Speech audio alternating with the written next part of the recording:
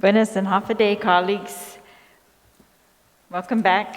We are continuing with the second reading file. We are on Bill number 74-36 COR, and I would recognize the main sponsor, Senator Joe S. San Augustine. Thank you, Madam Speaker. First of all, Madam Speaker, on Bill number 74-36, I move to accept Substitute Bill 74-36, which is an act to amend Section 26203.2 and repeal Section 26203.3, both of Article 2, Chapter 26, Title 11, Guam Code Annotated, relative to permanently increasing the gross threshold for limited exemptions on the business privilege tax for certain small business, as amended by the Committee on General Government Operation, Appropriation, and Housing, and then introduced by myself, co-sponsored by Madam Vice Speaker Tina Rose Mina Barnes, Senator Pito Terlai, Senator Clint Rigel, and Senator Mary Torres. On the motion to accept the substitute version of the bill, are there any objections? Seeing no objection, motion passes. We're now on the substitute bill number 74-36 COR, and Senator San Augustine, you have the floor. Thank you, Madam Speaker. And good afternoon, my colleagues, and to the people of Guam. We all know very well the devastation this pandemic has brought to our island. Many families and businesses have suffered because of the lack of work or food, and we have been working hard to alleviate the stressors of this pandemic through legislation to help lift our people up during these times.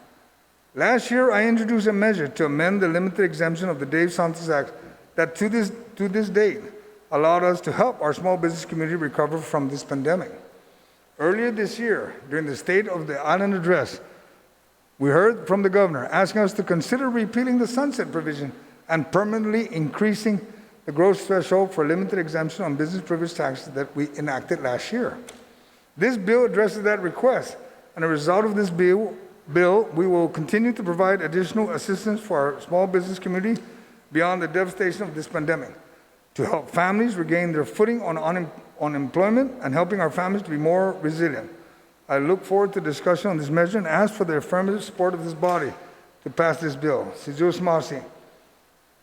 And Madam Speaker, I move that we resolve to the Committee of the Whole for the purpose of discussing the substitute bill 74-36. Thank you. Thank you, Senator. On the motion to resolve to the Committee of the Whole to discuss substitute bill number 74-36 COR, is there any objection? Seeing no objection, motion carries. We're resolved into Committee of the Whole.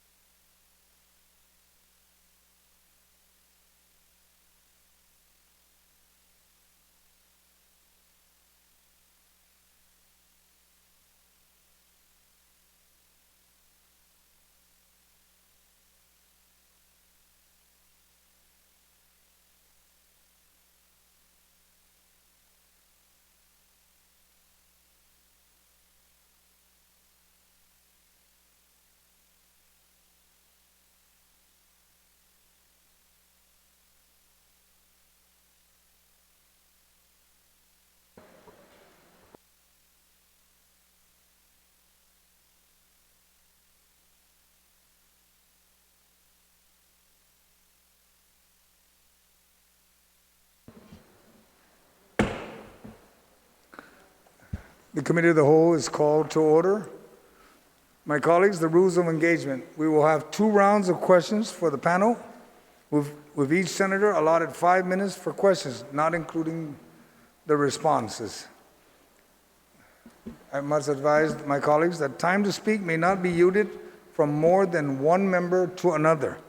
A member who yields the member's time on a question yields all that member's time on that question and may not later speak, even if all the time yielded was not used. That's in compliance with the section 1.02 D3, which is our. All right. After completion of the 2 rounds of questions, panelists will be excused. Amendments to the bill will be entertained after the 2 rounds of questions. Materials for the Committee of the Whole are in the shared Google Drive folder labeled 5.24.21 Committee of the Whole. Proposed amendments must be submitted in writing to the clerk via email 36lglsession@gmail.com. Amendments not in writing will be called out of order. So, my colleagues, you have an amendment, please submit it fast and soon. After complete the amendments on the bill, then we will rise from the Committee of the Whole, at which time I will report out the bill as recommended by the Committee of the Whole. Thank you. I will now call the bill number 74-36 as COR as substitute on the floor. I would now like to call upon the panel guests as requested for this introduction and for the Sergeant Arms to swear them in. You can please rise. Would the panel please rise? Please kindly raise your right hand. Under penalties of perjury, do you affirm that any and all information that you provide today, whether it be verbally, electronically, and in writing, will be the truth, the whole truth, nothing but the truth, so help you God? Mr. Chair, they're under oath. You may proceed. Thank you, Sergeant Arms. I'd like to recognize the panel that have joined us this afternoon. We have Mr. Edward Burns to my far right, Director of Department Administration, Lester Carlson. To my immediate right, the Director of Bureau of Budget Management Research. To my immediate left, we have Steve Guerrero, the Director of the Office of Finance and Budget. And to my far left would be Daphne Shimzu, Director of the Department of Revenue and Taxation. We will begin now the rounds of questions, and I will start from the rear, which will begin with Senator Rigel. Do you have any questions to the panel, sir? None at this time. Senator Pito, do you have any questions to the panel? No question, Mr. Chair. I just want to thank the panel for showing up and sharing their insight on this particular bill. Thank you very much, Mr. Chair. Thank you. Senator Telo Taidagui. Thank you, Mr. Chair, for the opportunity. And good afternoon to those who are here today. Thank you for taking time out to answer our questions, especially with regards to this. I mean, we all know that the bill is just to prolong or to stop the sunset provisions and have it perpetual with regards to moving forward on the 3% for small businesses. And the good author of the legislation who introduced this bill in the 35th Guam Legislature to increase that amount from 100,000 to 250,000 to 500,000. During the public hearing on this legislation, it said that absent information from BBMR, the BBMR submitted their fiscal note, and it said absent information from Department of Revenue and Taxation regarding businesses that collect $250,000 in gross income, the Bureau is unable to determine an approximate financial impact at this time. However, the Bureau notes that additional exceptions from BPT remnants all exaggerated and shortfall noted above 21 and prospectively, FY21. So could you please provide, if you have now, because you said absent from information from Rev and Tax, can you please provide any information you can to discuss what is the impact?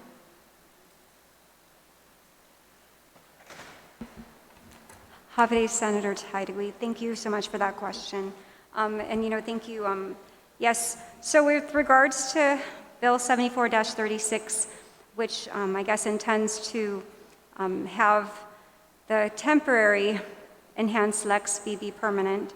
When we first looked at it, of course, we believed that the impact would be approximately $6.998 million. And then we believe that the impact would be about $6.998 million to about $8.5 million. Just to clarify though, because the original Lex B, and and that was Public Law 35-13, the original Lex B did enhance, I guess, what we call the Dave Santos Amendment. And what it did was it allowed for the first $100,000 of gross receipts taxes to be exempted from the 2% for those organizations or entities that reported receipts of $250,000 or less. We believed at that time that, of course, I believe we provided a fiscal note and through BBMR that the potential impact would be around 2.2 million. After we looked at that, we believed it would be about 2.2 million to about 3.4 million. So that's for the original Lex B.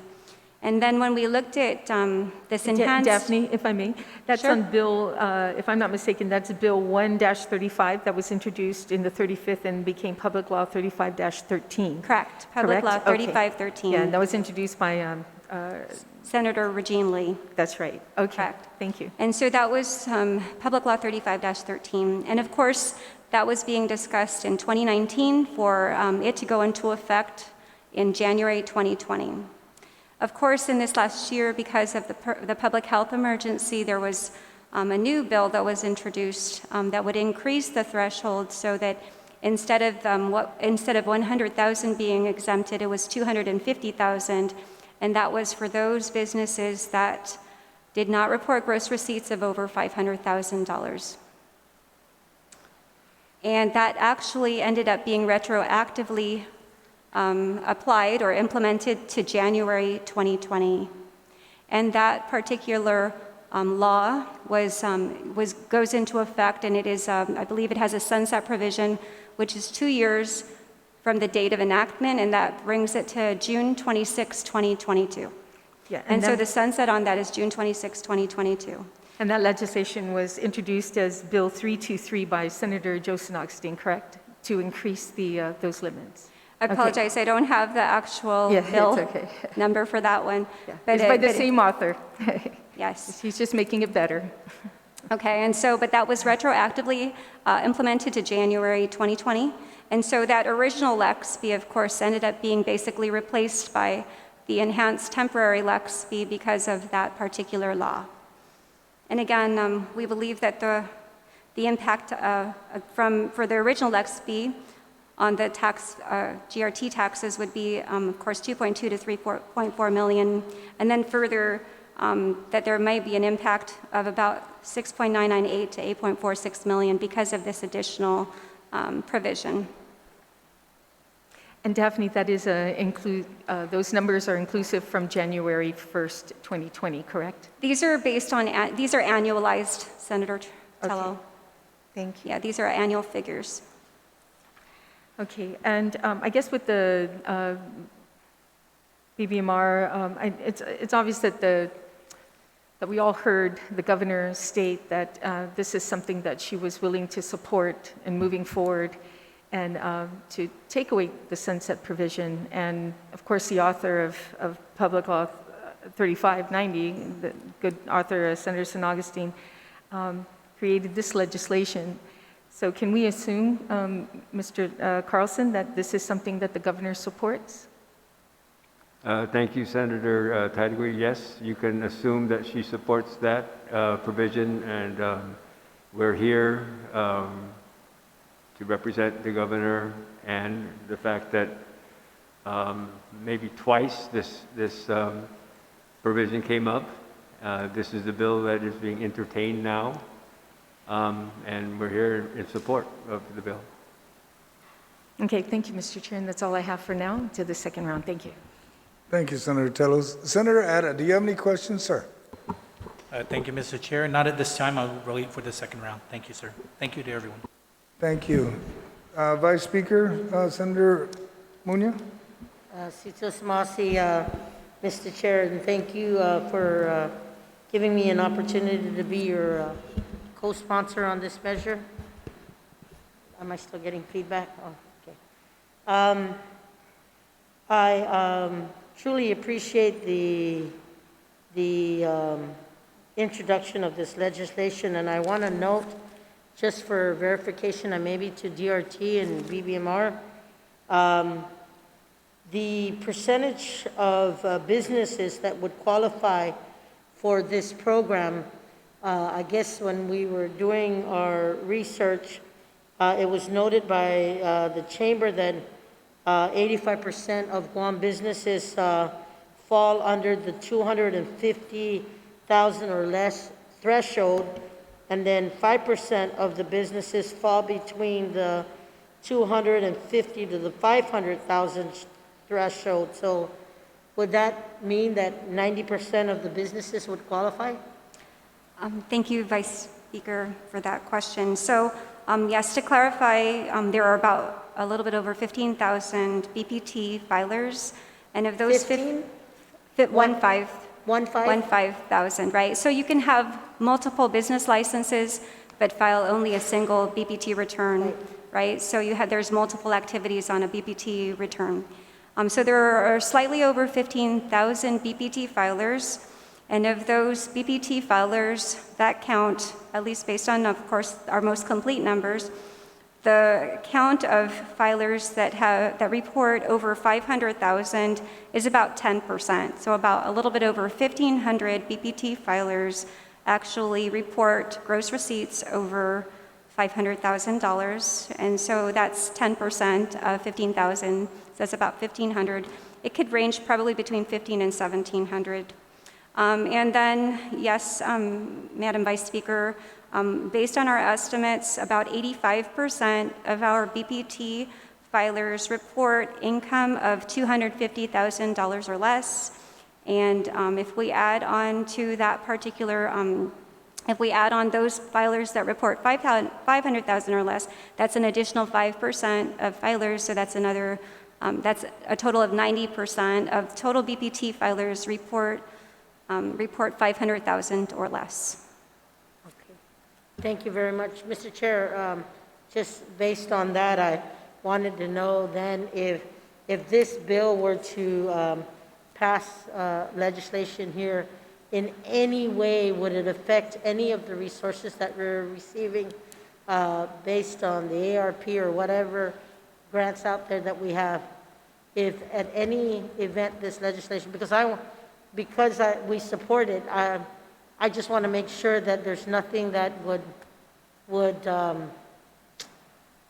stop this from going through, and I just wanted to get a clarification on that.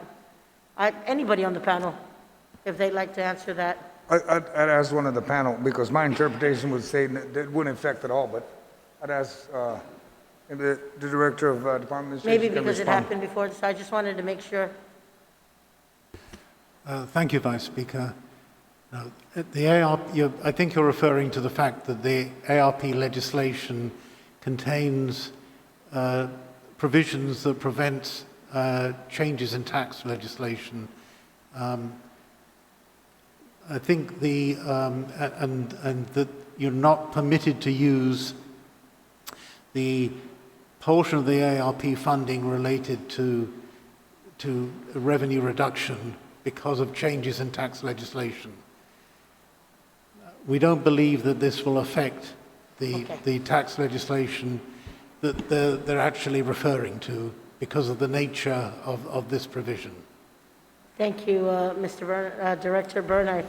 Mr. Chair, I just wanted to make sure that clarification was stated, because in no way did I want any of the ARP funds that Guam has received would be impeded by this legislation. This is a good thing for our businesses, as our businesses are starting to recover and get back into some kind of normalcy. I want to make sure that we can continue to afford them without losing any of those benefits. So thank you very much. Those are all the questions I have at this time, sir. Thank you, Madam Vice. Senator Brown, I know you were not in, but do you have any questions before we proceed on? Because you wait for the second round. All right. Senator Amanda Shelton, do you have any questions, ma'am? Mr. Chair, half a day to the panel. Thank you very much for joining us today. I wanted to know if this bill, since it is going to make this exemption permanent, will have any effect on the BPT bond covenants? No? Okay. Thank you for that question, Senator. And I think the beginning part of the bill basically maintains the integrity of the pledge by saying that notwithstanding any provision of law, the taxes levied under this article in excess of those generated. So it preserves the integrity of the pledge for the BPT bonds. Okay, thank you very much. Wanting to double check. And I think the Vice Speaker asked most of my questions already, so I think I have enough clarification for now. Mr. Chair, I'll wait for the second round. All right, thank you. Senator Perez, do you have any questions, ma'am? Santos Masi. Mr. Chair, and welcome to the panel. Yeah, there are a lot of the questions were asked. I just want to maybe ask more clarifying or follow-up questions regarding, Director Shimizu, you were saying that the estimated impact of this bill, is that correct, would be about 6.98 to 8 million? Yes, Senator Perez, and sorry. And so, but already, I believe, I wanted to clarify that the additional impact is really, the additional impact from the original LEX fee is just the difference between what we had originally estimated of 2.2 to about 3.4 million. So it's the difference between the 6.998 or 8.46 minus the 2.2 to 3.4 million. So, it's probably somewhere between another 3 million to about almost 6 million. I think that's the difference, right? Because the original amount that I would provided, just to clarify, was for the original LEX fee that was enacted, Public Law 35-13. Okay, this is Masi. So I think a question for Director Byrne. How much does GovGuam pay for the BPT bonds, related bonds? Do you have that information? Or maybe Lester Carlson?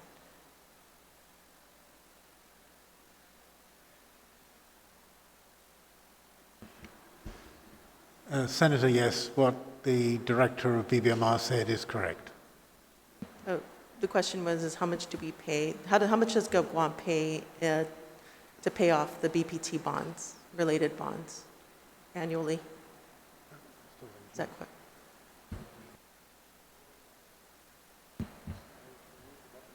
Senator Perez, are you asking how much remains to be paid? No, how much do we pay annually for the bond debt, for BPT bonds? It's in the budget, in the front page. I don't have that information in front of me, but all the debt service is there. Yeah. And we just got some savings this fiscal year on the successful refunding. So if you go to your 2021 budget as passed, all that information is right there. Yeah, can you find that information for me? Excuse me? Can you find that? I'm asking the question, what is the total payment that GovGuam pays for BPT-related bonds? You give me a budget, I'll find it for you. I don't have it with me. Okay, maybe OFB. Steve, do you recall how much do we pay? I'm sorry, Senator. I didn't bring that information with us. I thought it was the information that we're talking to is strictly for the bill. Yeah. The information is readily available, but I just don't have it now. Yeah, I guess the point I'm trying to make is just to make sure that if we are, because this would potentially reduce the revenues, so I just want to make sure there's enough money in there to pay for any kind of BPT-related bonds. So it is a related question. So you guys don't have that information. Senator Perez, I don't know. I'm trying to understand what you're asking, and it appears you're asking about information that are not related to the bill, but related to another issue, correct? No, this is definitely related to, BPT-related payments. And I know 3% is the threshold, right? But I don't know what that's based on as far as the total dollar amounts. So I guess the question is related to what Senator Shelton asked earlier, if we are perhaps jeopardizing any BPT-related bond payments based on the revenue shortfall. No, we're nowhere near jeopardizing or impairing, as I mentioned to Senator Shelton, the repayment ability for the BPT bonds. And that, Senator Paris, was one of the strong points in being able to successfully refund the bonds last week. The investor interest and the coverage, the debt service coverage on the bonds was so robust that we ended up really, really doing well. Yeah, I just want to, make sure that's clarified. Because we know the percentage, but I want to know the absolute numbers too as well. I think those are important. It's an important concept. Okay, so another question perhaps is, what is meant by rental others? So in the bill, it adds another category to the small businesses. Rental others, what does that entail? What business is that? I don't know, maybe Director Shimizu. Thank you, Senator Perez. And so, you know what, and thank you for pointing that out, because in the original Lex fee, for some reason, there were a few categories that were missed. There were a few categories that were missed when I guess perhaps when the language was pulled from the original GRT law into the Lex fee. And those items that were missed were rental other and then profession. And so rental other can be many things, any type of rental outside of property rental. So if you rent perhaps equipment, or if you rent, I guess, the majority of it would be like equipment rental. So as long as it's not a real property rental, it's rental of something tangible, that is rental other. But to clarify, yes, and you know what, thank you for pointing that out, because the original law, if you look at the code, does not include rental other. So this particular adding of this language would make it so that all of the categories which we believe were intended to be included in the original law are now included. Okay, appreciate that. Thank you. No further questions for this round. Thank you. Thank you, Senator Paris. Senator Mullin, do you have any questions? Thank you, Mr. Chairman. The CRER report, under the business privilege tax, period ending in April, 25 million shortfall, 25.7 approximately. So question for BBMR. I'm glad they support the bill. But how, even with that, with the shortfall that we're seeing in collections, and you still support the bill? I'd like your optimism, but explain that to me a little bit more, please. Thank you, Senator Moylan. First and foremost, while the current tracking for BPT, for obvious reasons, with the lack of businesses that closed and haven't reopened yet, with the fact that you have businesses that are scouring every corner of Guam to find employees so they can reopen. That's also a great feeling. We have sufficient coverage. There are other tax categories other than BPT that are doing well, and I expect that once we start opening up more businesses and people feel more comfortable about new ventures, they'll certainly find the workforce to be able to help. That'll continue to keep our withholding taxes at a rate that's certainly above that adopted by the body. So we're very confident that this is a continued effort to be able to assist small businesses, because we don't know when any return to normalcy will be. So the removal of the sunset provision has the administration's support, because nobody has a crystal ball. Thank you. I'm glad. I think it is important that we do our best to help the small businesses, because after all, if we don't give them further relief, we can probably see this shortfall even more. But if I'm understanding what you're saying, that let's give them something so they can work to open their doors and hire the employees that create the individual tax and the withholding tax and so forth. We can make it up by helping them get through this tough time. So I appreciate the support from BBMR and the Guadalupe as well. And question for Daphne, just to reiterate, are we saying the current impact is somewhere between 3 million and 6 million? Is that correct? And please excuse, because I know, so in this last year, we dealt with LEXB, the original LEXB, which was Public Law 3513, where the threshold was, the first 100,000 was exempted from 2%, right? So my first set of estimates for that was about 2.2 to 3.4 million. And then we believe that, that if this particular, that the temporary LEXB, which now is proposed to be permanent, that has an impact of about 6.998 to 8.46 million. So it's really the difference between the first estimates and then the estimates now of 6.998, which could be anywhere between maybe $3 to $6 million difference. So it's just in addition to that 2.2 and 3.4. Yeah, so it's the difference. So what we're expecting, of course, because of this, would be that on an annual basis. But again, this particular law, the enhanced LEXB, goes through June 2022. Okay, so you doubled, you went from the 2.2 and the 3.8 to 6.9 and 8 point something, right? Right, so it goes from 2.2 to about 3.4 to 6.998 to 8.46. Okay. Yeah, those are our estimates, the ranges that we believe will, the impact on our GRT taxes on an annual basis.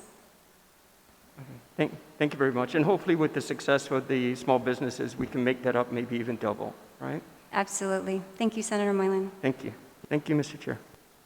Thank you, Senator Mullin. Senator Duenas, do you have any questions? None? Senator Torres, do you have any questions, ma'am? Yes, I just wanted to ask the panel. Daphne, the governor reported in her annual address, the State of the Island address, that business licenses have gone up, right? The application for business licenses.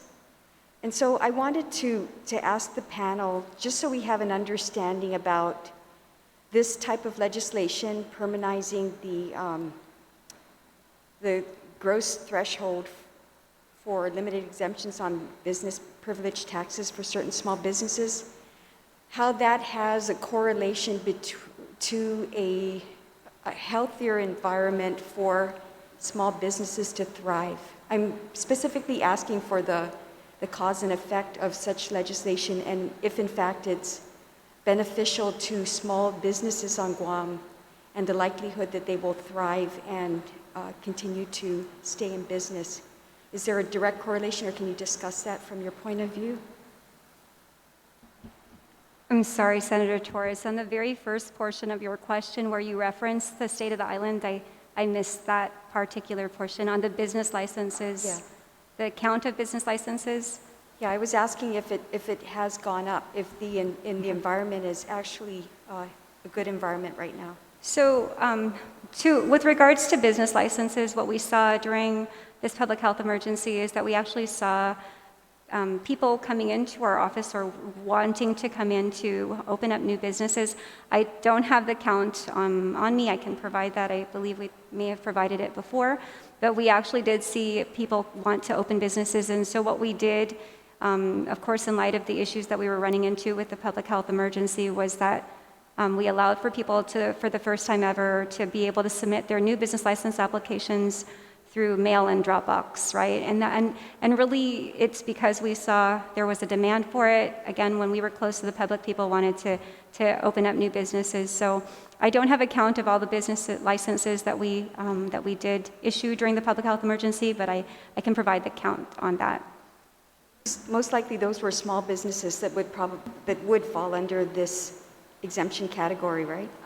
At least from what I recall, we did see a lot of rental licenses, and I know, of course, a lot of our rentals do fall under even the original Dave Santos Act, right? So again, there were new business licenses, so I don't know, of course, what the projections were for those businesses, but again, we did see those happen. And just to also go back to the question about the impact on small businesses, as I mentioned, our historical, when we look back, historically we see, again, based on our most complete numbers, that 85% of our businesses really did fall under the 250 threshold, and then, of course, that other 5% additionally fell under the 90%. So, sorry, it fell under 500,000, right? So 90% of our business fell under 90%. So, of course, this particular legislation would help those businesses, that additional 5% at least, or any businesses that may, because of some reason, fall below. To clarify, though, the way that LEXP works is a little bit different from the Dave Santos Act. The Dave Santos Act allows for you to be a first-year filer and to go ahead and take the exemption for the full 40,000, as long as you have 50,000 or less in that first year. The way that the limited exemption for certain small businesses works is that if you are a first-year business, it will not apply because you have to look back at the prior year. So if you're a first-year business, you will not be able to avail of LEXP but until the next year. Just to clarify the way that it is implemented.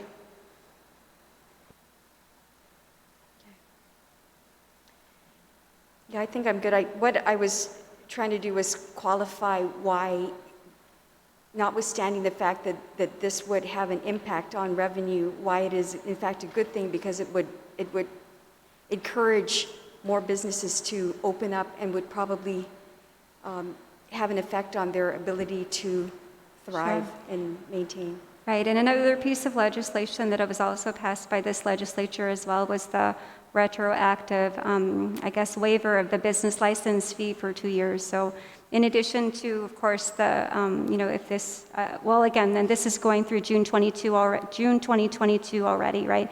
So in addition to the current enhanced LEXP, there also is that particular law which was enacted a few months ago, I believe in March, which retroactively made it so that for 2 years there is no business license fee for businesses. Thank you, Mr. Chair. I was just generally discussing the will of this body and the mover of this bill to create that sort of environment that would be conducive to good business and to also helping businesses thrive, which is essentially what we're trying to do right now especially in our pandemic recovery period going forward. So I just wanted to reiterate that because I think that that's a critical consideration when you're balancing the net effect of the loss in revenues. The residual part of the gain is actually more than compensates and actually is a good thing with Bill 74. So thank you very much. Thank you, Daphne. Thank you, Senator Torres. Senator Nelson, do you have any questions? None? Madam Speaker, do you have any questions for the panel? Yes, thank you, Mr. Chair, and thank you to the panel for being here today. I think this discussion is good. It's important for the people of Guam to know the impacts of this bill and how they affect our revenue collection, how they might affect our ARP funds.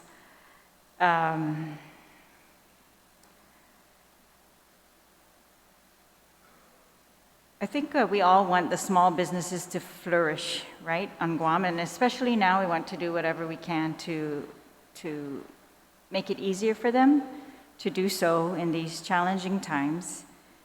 And, it was just a couple of years ago when we were debating that increase in BPT. And I remember I didn't support it at the time, hoping that the government could do something else instead of raising BPT. And so we had many discussions since then about rolling back the entire BPT, which we're not able to get enough consensus to pass. But this bill is good in that it will continue rollback of part of the BPT for some businesses, right? And so we're rolling it down to the amount the lowest amount that we can based on the bond covenants that we have made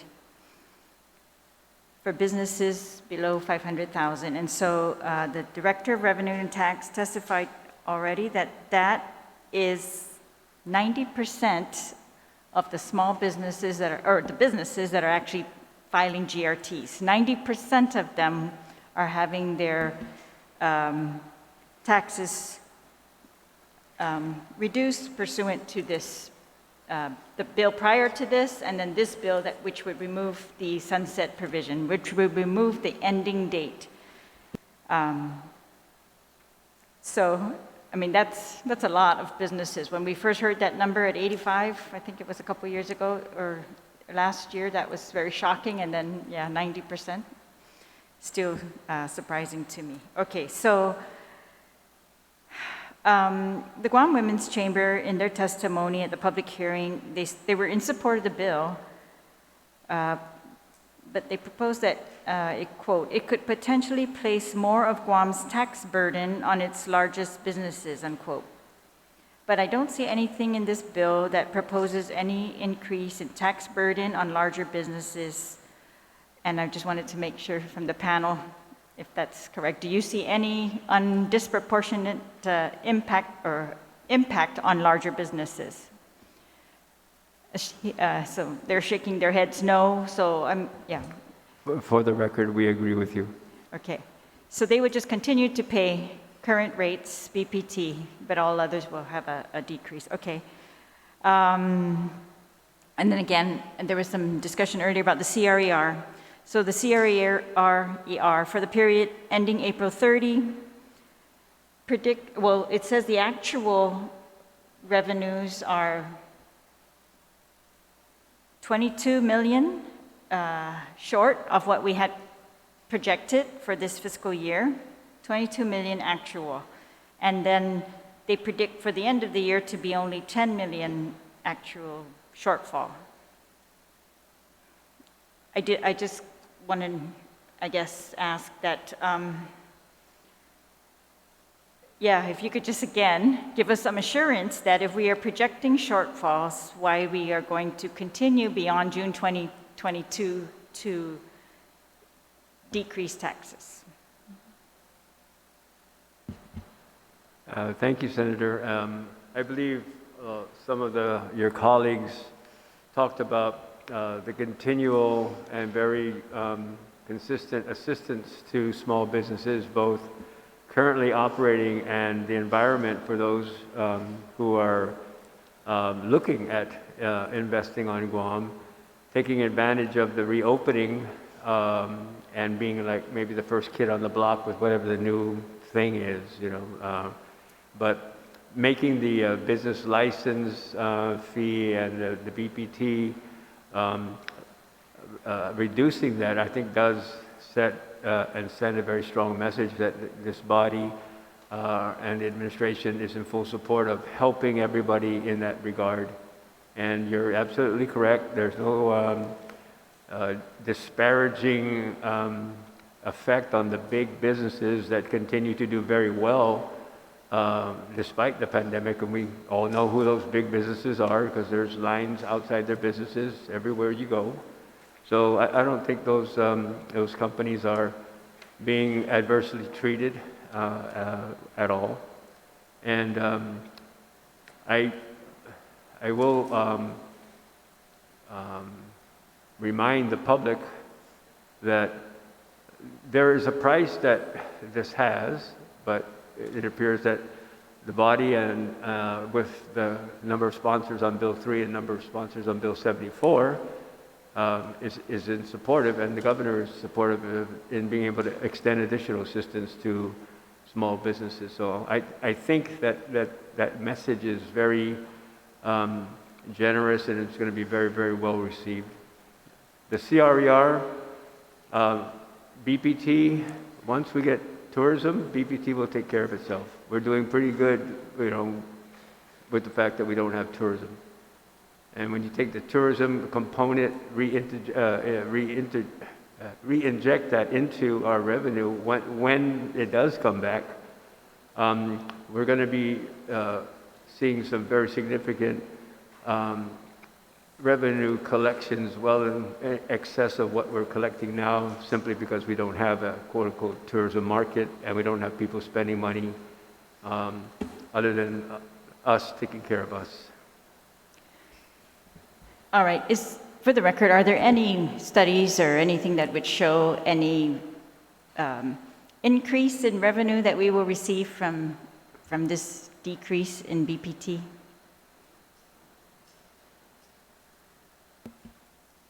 I don't know that there's any studies, ma'am, Okay. but I believe that maybe the more important fact is that this body is helping those in business now. So Right. you're providing assistance today and extending it by removing the sunset provision.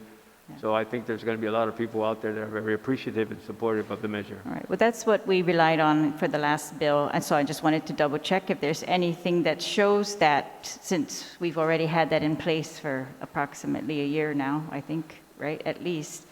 And even before that, the other changes. So I just wanted to know if we have any kind of data or facts that we could use in our analysis. All right. And then so our current CRER is tracking at least 10 million shortfall, right, at the end of the fiscal year. And at the end of September 2020, the CRER was showing, that's last fiscal year, was showing a $19 million surplus. But as we know, the news recently showed us that, or announced a $46 million surplus compared to the 19 million surplus on the CRER, right? And so I guess I'm just curious, do you expect we will have a surplus at the end of fiscal year 2021? Thank you, Madam Speaker. It's very hard to say at this minute. We're only really just over halfway through the year. And as you pointed out, only a portion of the surplus related to revenues that we received in excess of the budget, the remainder related to reductions in expenditures. So it's really hard to say at this moment.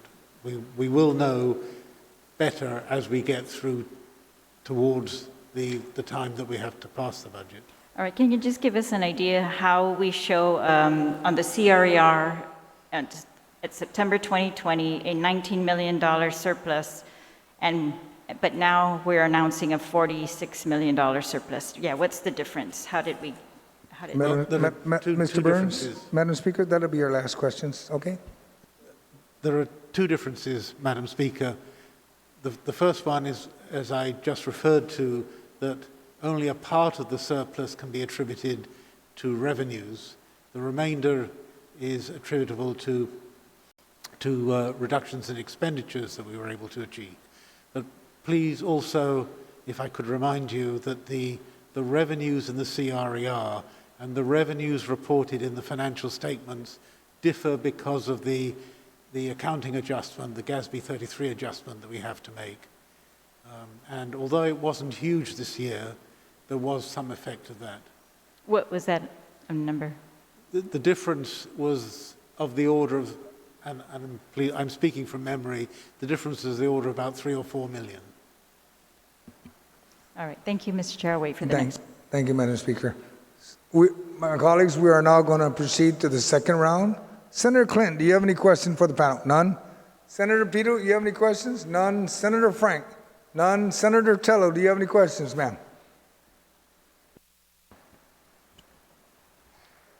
Mr. Chair, is this the, are we going to be going, this is our last round, and then... That's correct. And then we go to the amendment portion, if there's any amendment. There is one amendment that has been posted. Okay, so the opportunity to speak on the bill right now would be now then, right? Or do we wait until after all the questions? That is where you ask questions and... Make comments? Okay. Is that okay, Mr. Chair? Would you Yes. Okay. Well, I want to thank you, Mr. Chair, for this piece of legislation. I think it's well needed right now, considering the crisis that we are in right now. We know that through the Chamber of Commerce mentioning it, this is a way to generate also revenue, to get people up and working and to provide all the necessary needs that that people who take a chance, who sacrifice their lives in opening up a small business or even opening any kind of business, you're putting a lot on the line. Some people put their mortgage their house so they can open up businesses. So this is definitely an opportunity for us to do our part, because we're not guaranteeing, Mr. Chair, that the ARP funding is going to get to our people. It could go to some other circumstances, situation, it can go to infrastructure, it can go to other areas. But we're looking at what we can do now to help the individuals out there, our community, not only to get them the jobs, but to give them the break that they need. I greatly appreciate, Mr. Chair, to ensure that the retroactive section of your bill stays in place as of January 1st, 2020. I greatly appreciate that. You know, I was an advocate on your last bill that did that. And even though it was mentioned too about other businesses opening up, I am seeing quite a bit of people who are deciding to open up. When we lose 60% of our revenue from of tourism, you know, a market in which we've been so reliant on for so many years, this is the opportunity now for us to diverse away from that kind of market and do something else. And that's why we're starting to see more people open up small businesses, lawn care services, cleaning facilities, you know, even home care providers that are coming in. And this is what we need to do. And in every opportunity that we can get, we should do our part as well and to help them. So thank you, Mr. Chair, for this legislation. Thank you, Senator Tello. Senator Ada, do you have any? None. Senator Joanne Brown, any questions, ma'am? Or comments? Thank you very much, Mr. Chair. To comment on Bill 74, I did want to ask, I mean, because it was just referenced earlier that this bill would cover the majority of our businesses that are small businesses on Guam. It does beg to ask the question then, what is the amount for the remaining 10%? Are those the larger businesses on Guam? Because I'm kind of curious why we'd want to penalize them. Larger businesses hire more people. They also have higher overhead, larger responsibilities to carry. So I'm sure it's not a walk in the park for our larger businesses. So I'm kind of curious why we're not extending it if they're simply the remaining 10% that are there under these circumstances. I mean, it's wonderful to hear that we have all these excess monies in our revenue stream. I think we all realize that if we weren't getting the federal money that we have pouring into Guam right now, our situation would be dramatically different. I'm very curious to look into the crystal ball to see where we're going to be a year or two from now or 3 from now if that faucet of federal funding stops. And where will we really be? What's our real revenue of what we are generating now as a result of the significant, inactivity in our tourism industry and a lot of support industries that support that industry as a result of this pandemic. So I don't look at this as the real world right now financially. But I'm kind of curious, what would that figure be for the remaining 10% of these large, so-called, maybe I guess we describe them as the larger businesses on Guam, if we were also to give them a similar benefit by increasing the amount beyond $250? Why don't we make it $500? Why don't we make it $1 million? What would those figures be? How much would that impact government revenue? Because I don't see why we don't simply roll back the BPT, because that's really the issue some of us have advocated here for quite some time, and simply address that, considering we have all this additional federal money that we have flowing in that's really not adversely affected the government of Guam. We've been able to continue to operate through this pandemic. We've been able to continue to address payroll for the entire government, at least as far as I know. I mean, overtime and other things that have resulted from it. So why wouldn't we want to extend that to a number of businesses, including larger businesses that I assume, including our tourism-related businesses that have suffered through this pandemic? I mean, we have one hotel already that's up for having their bank loan pulled on them. So I'm just kind of curious why we don't address that, the whole picture, the whole holistic picture of our business sector here on Guam that's all had to carry such a tremendous load through this time. So what would that additional figure be if we were to raise it so that it benefits all businesses on Guam rather than discriminating against the larger businesses who contribute to our tax base?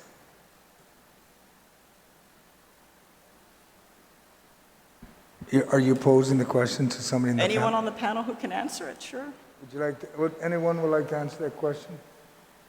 Because I know the bill only refers to small business, so they're just looking at each other that I understand where you come from, but if we address that bill, that'll be separate. This is only specifically I to the understand, Dave Mr. Santos. Chair, but we have before us, the key financial brains in the government of Guam. They know what those figures are. I don't see any reason why they can't answer it. I mean, I can't simply say, oh, we're only going to talk about small businesses on Guam, but we're not going to talk about all the businesses on Guam, and we're not going to talk about the entire financial impact to the businesses on Guam.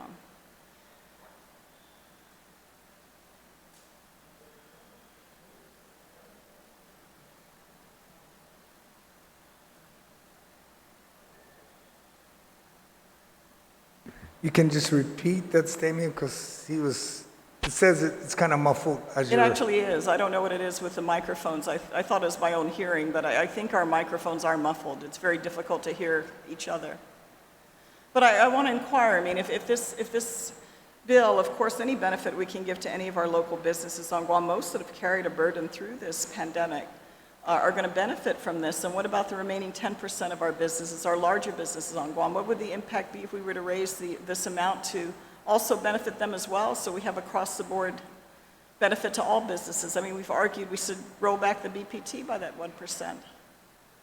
Why don't we do that? Why are we discriminating against other businesses on Guam that also have a larger burden in operating? Bigger doesn't make easier. Bigger means more responsibility, more financial burden, more people that are hired that they pay that contribute to this community. So why are we discriminating against them as well?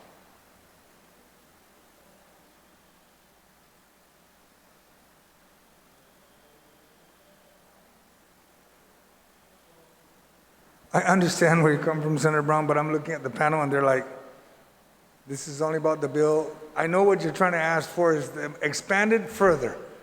As long as it's within the bill, it doesn't allow that until we get to the amendment portion. Now, then we can discuss that then. But if you... I understand, Mr. Chair, but these are financial questions. They should be able to answer them.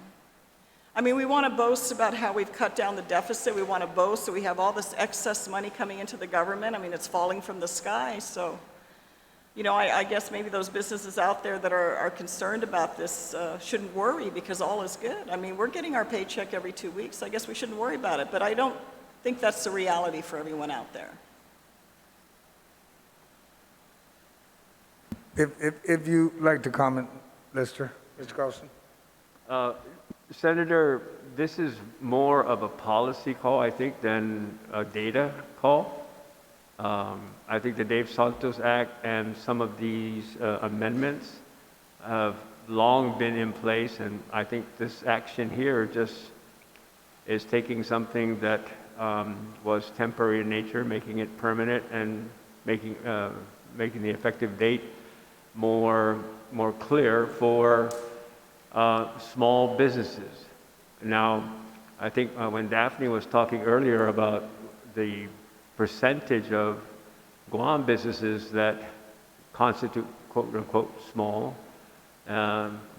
maybe for discussion's sake, we can just use 10%, as being the big companies.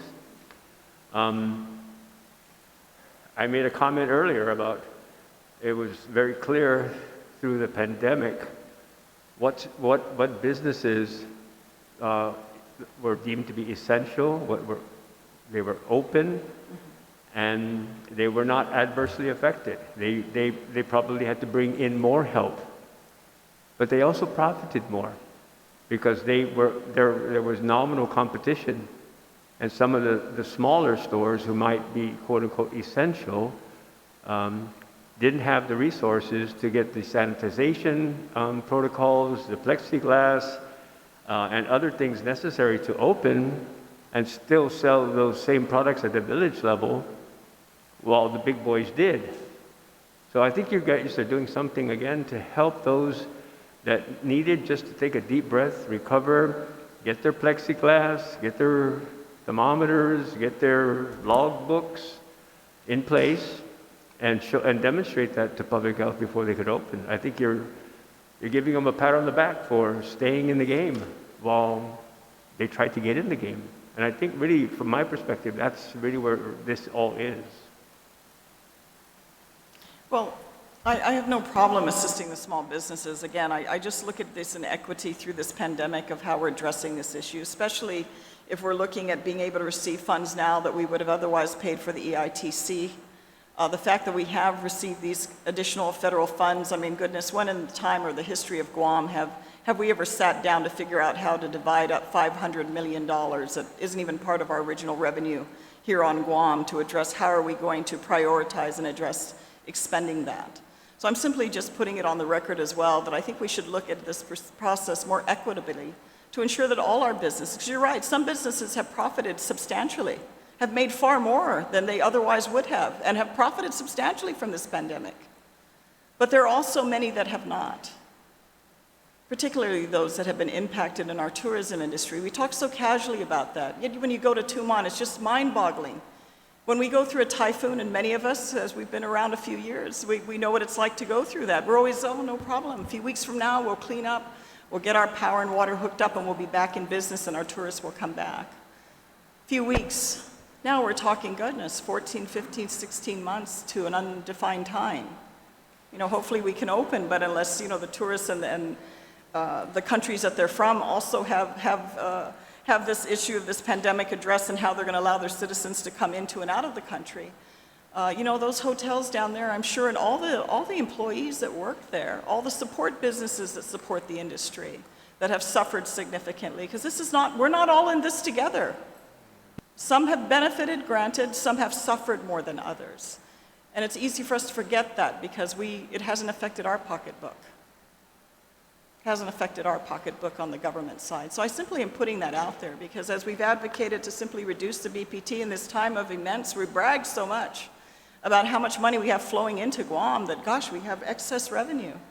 How unprecedented. We haven't had that since the ADA time. Tempun ada blas, as they used to say.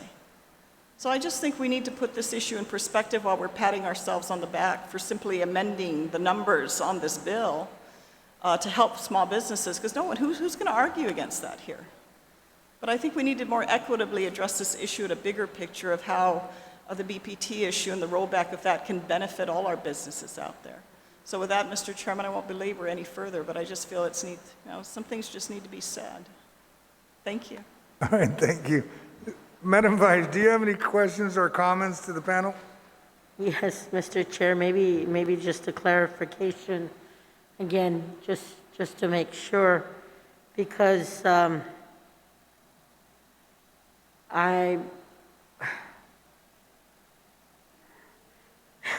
if we approve more or grant more tax cuts, won't it jeopardize the ARP funds at this time? Because the reason why we can do this cut is because this is already existing, right? Yes, Madam Speaker. The reason that I feel that it doesn't imperil the ARP funds is there are de minimis rules within the interim final rules. And any adjustment that we're talking about here, and I think the Director of Revenue Tax gave you some idea about the monetary value of this particular bill, isn't going to fall outside those de minimis rules and affect the ARP funding. Thank you, Mr. Chair. Thank you, Director Burr. Thank you. Senator Amanda, do you have any questions? Final round. Senator Perez, do you have any questions or comments for the panel? Thank you, Mr. Chair. I do have a question for Director Shimizu.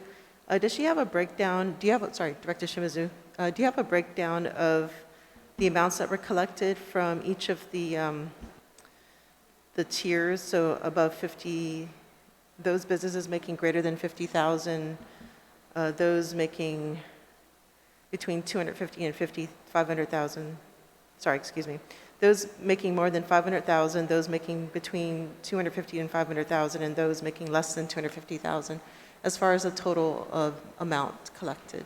I don't have that with me, Senator Perez, but that's something that could be provided. Okay. Yes. Yeah, I appreciate that, because there is an amendment that would extend the 3% to all filers under 500,000 above, I believe, the 100 case. So I just want to know what the impact that would have. I'm sorry, I couldn't understand the last portion, but of what you were saying, I apologize. Yeah, there's an amendment coming through that will be discussed, and I just want to know what the impact would be if the 3% was applied for all businesses under 500 that would have the taxes on them. Okay.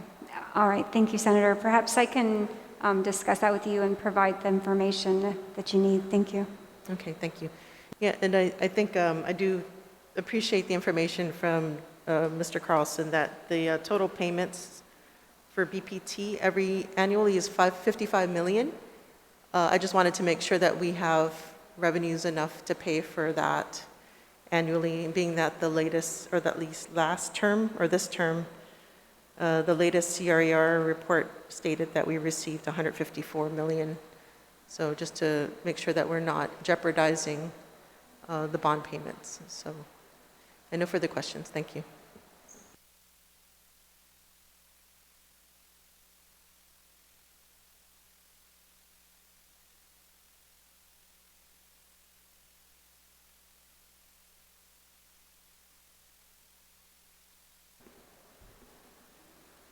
Thank you, Senator Perez. Is that all your questions? Yes, thank you. Thank you, Senator Perez. Senator Mullin. Thank you, Mr. Chairman. Let's see here.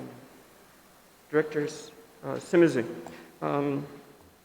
you mentioned there's 1,500 filers, right? And you gave us an estimate going back to the previous question there. 85% is 250,000 or less. 5%, 500,000 or less. Is that correct? 5% fell between the 250 and 500. Between the 250 and 500.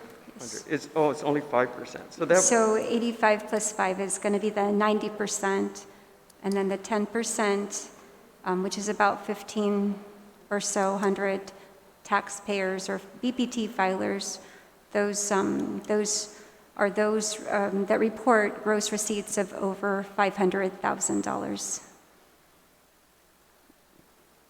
And perhaps to clarify, the reason why we broke it up that way is because as there's been discussion, even last year regarding the original LEX and the year before regarding the original LEX fee, I believe those were looked at in that way. And also regarding the definition of a small business, I think perhaps there's not necessarily a clear definition of exactly what a small business is. Of course, sometimes I think in some legislation or sometimes I think in certain programs, perhaps like the SBA's definition of a small business has been utilized, but I don't know that we have a definite definition of exactly what a small business is.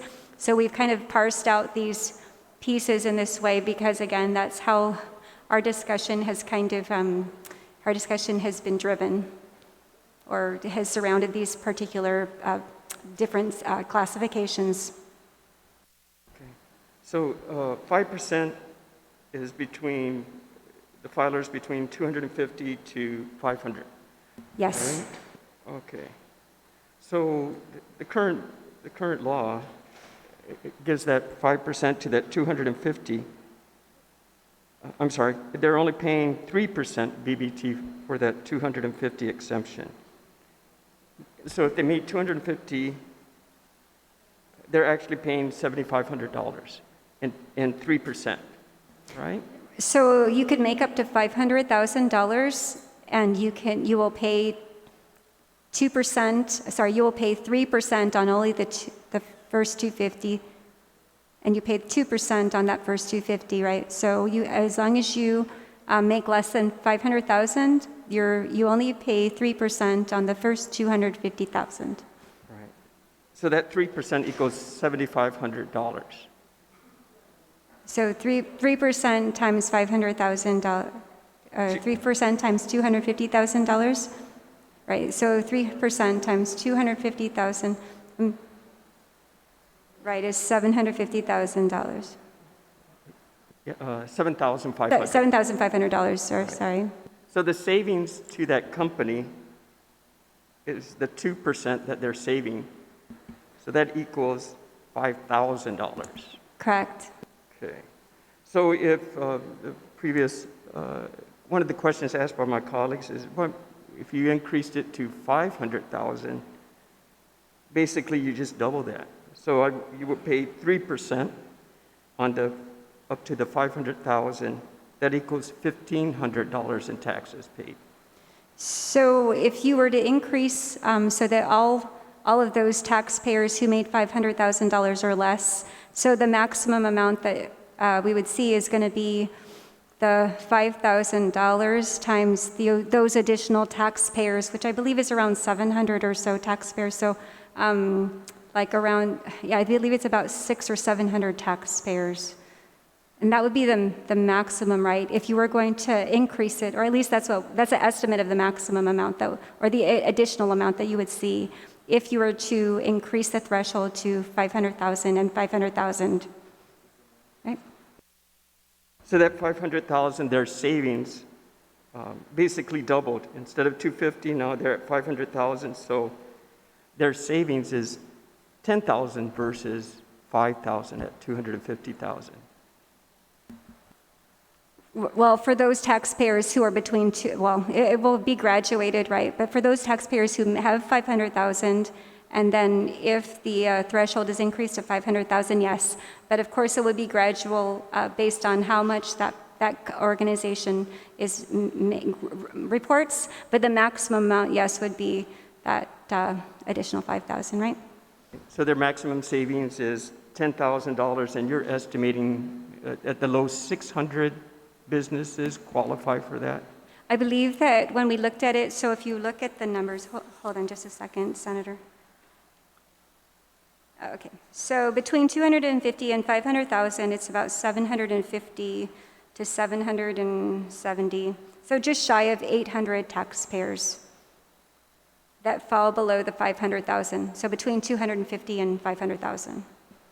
So you take 800 and times $10,000, that's the difference. Right, but again, this is within the threshold, so it may not be, yeah, that's the maximum. That will be the high. That's assuming everybody made 500,000. Correct, but yeah, that may not necessarily be true. Okay, so a max would be 8 million, 6 to 8 million difference? I believe when we looked at it, excuse me, I believe that when we looked at it, the maximum would be a little bit over 8 million if that were to happen. But I would have to get back to you on that, Senator Mullin. Just want to make sure all of our numbers are accurate. Okay. And also make sure that I understand exactly the language. I'm assuming I understand the language there. Thank you. Thank you, Director. Next question. So I'm clear on that, about the maximum effect if that threshold was changed from 250 to 500,000. We're looking maybe 8 million, 6 to 8 million. It all depends, but that's just an estimate, right? Okay. Right. These are all just estimates, and again, because you know what, it falls within a range, and also, you know, these are basic like averages in terms of how many BPT filers over a couple of years. So it could change. So of course, we don't have the exact numbers, and we would have to have the actual data for these years in order to be able to determine that. Thank you, Director. Question for my two, for Lester and for Steve also. With your experience, you've been through the Dave Santos changes many times. I'm sure you've seen it fluctuate. Do you recall in your experience what was the highest amount that we've seen the Dave Santos amendment at? And how many times has this fluctuated through your years of experience with the government?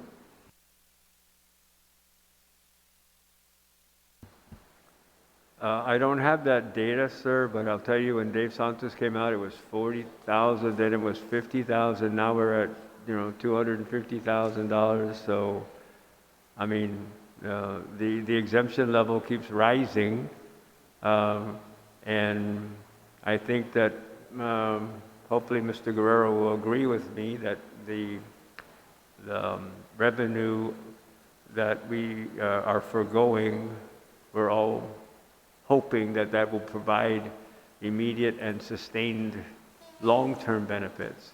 I think that's kind of where we're at right here, sir.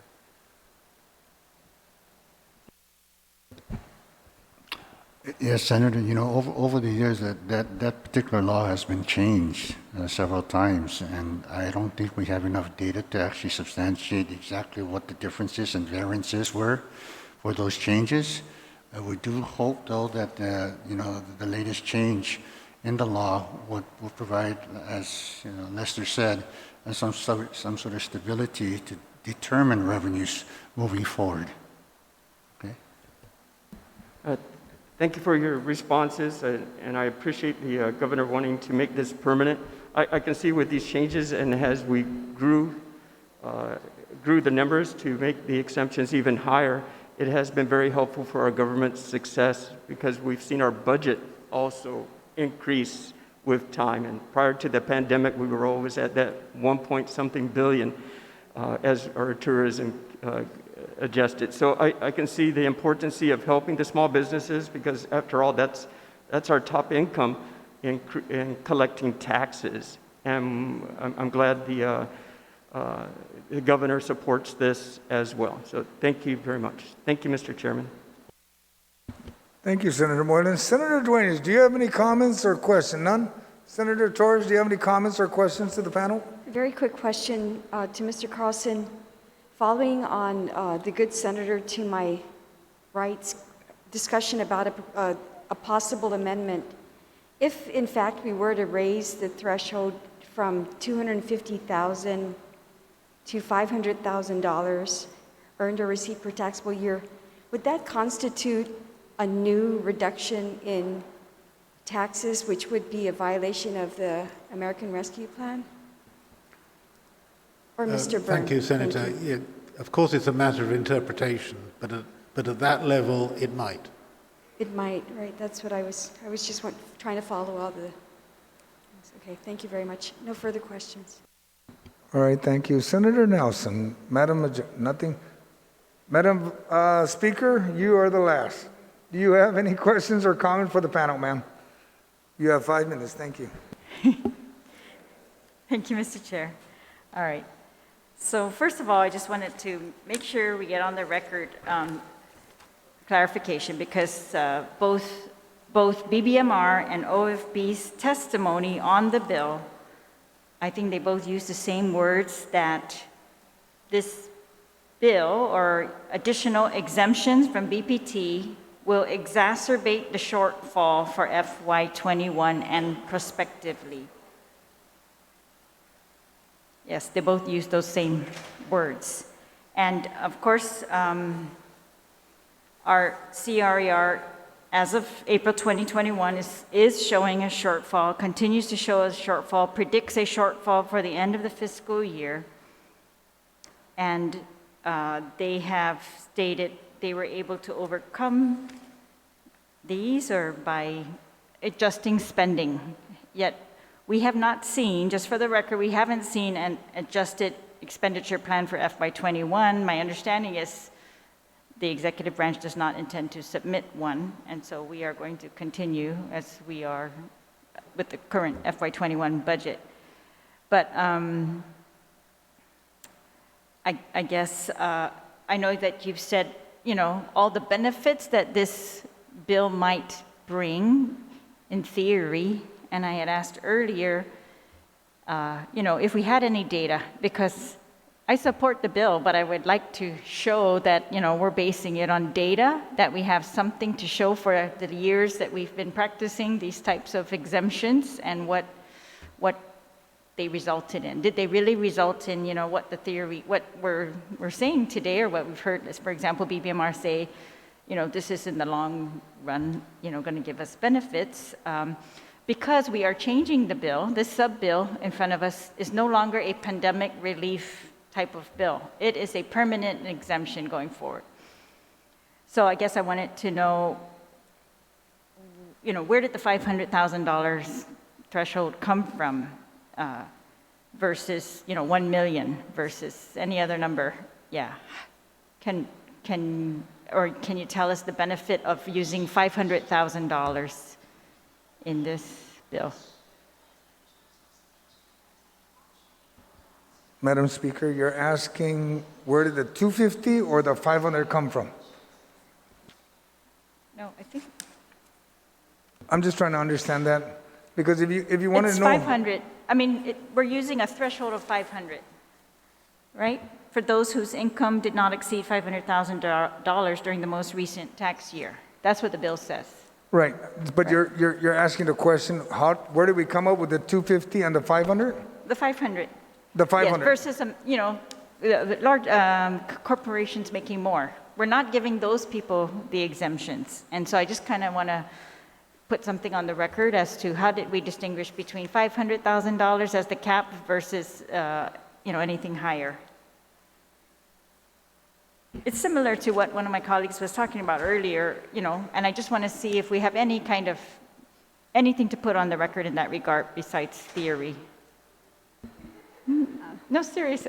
What's the difference? Yeah. Do we have anything? I don't know if the panel has any appropriate answer to that. I'm the author of the bill, and the whole intent was that we looked at 250 initially from Senator Lee's bill, and we just double it up. And then we reached out also to revenue and tax and to other businesses, and they asked, can you consider folks beyond the 500 as a different group of businesses because of the percentage that DRT has brought up?